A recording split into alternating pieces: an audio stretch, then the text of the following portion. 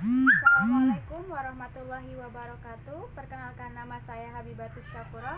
NIM saya 2018 143 044. Baiklah, di sini saya akan melanjutkan presentasi dari teman saya, yaitu Sherly Milenia. Materi saya adalah demokratisasi dan defensi.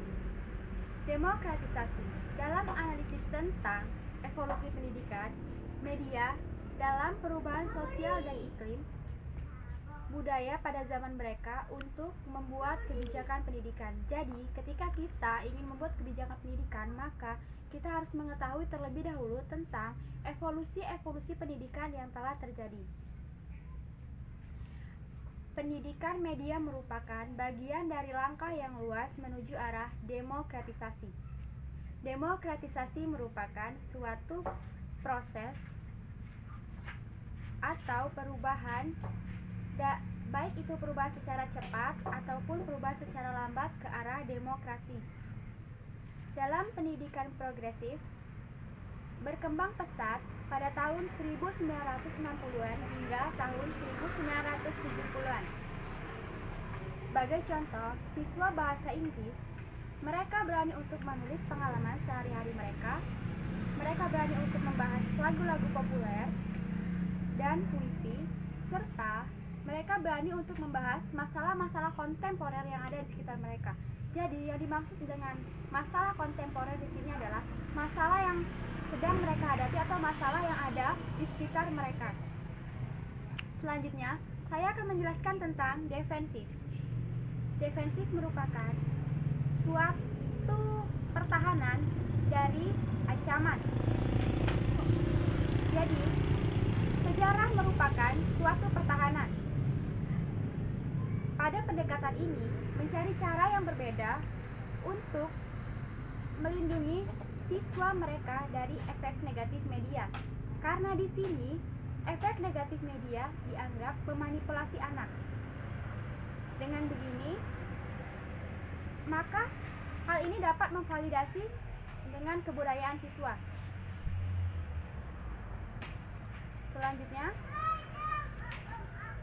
cara penggunaan media adalah dengan cara menganalisis media tersebut, kemudian kita dapat mengetahui fungsi ekonomi dari industri. Kemudian, dalam mempertahankan diri, kita mempunyai beberapa motivasi yang berbeda. Di Inggris, motivasi ini kurang terlihat. Yang terlihat adalah di Amerika Serikat. Karena di Amerika Serikat, mereka mempunyai kecemasan akan seks dan kekerasan lewat media promosi. Jadi, mereka mencari cara bagaimana untuk melindungi siswa mereka dari efek negatif media tersebut dengan cara memberinya jarak agar upaya yang mereka lakukan dapat tersampaikan. Di sini media sebagai senjata kontrol, tetapi sebagian orang menyalahkan media atas kenaikan yang terjadi. Dalam riset media, argumen kembali terjadi. Di sini banyak orang yang menyalahkan tentang pornografi lewat ruang chat online atau lewat via online. Jadi di sini lagi-lagi media dianggap sebagai